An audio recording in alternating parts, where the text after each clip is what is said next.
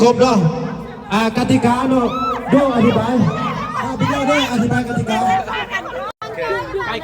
3 2 1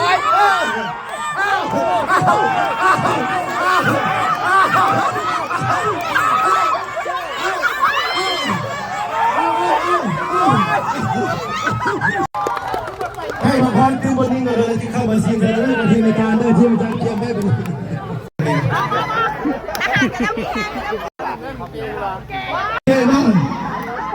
มีข้อเสนอพวกบริหารคณะพวกบริหารจะเข้าไปชิงสนามเล่นในวิจารณ์ว่า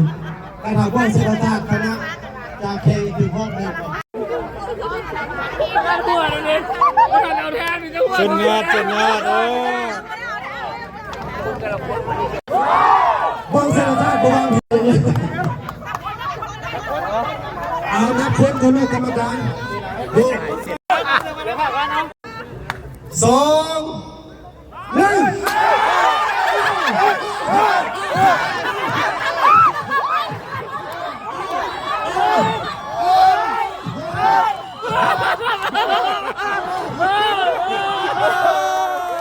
ผู้ชนะกับชี้สาขาการเงินตลาดเนาะและกับบัญชีเนาะเป็นผู้เข้าไปชิงชนะเลิศกับทีมครัวจานเนาะ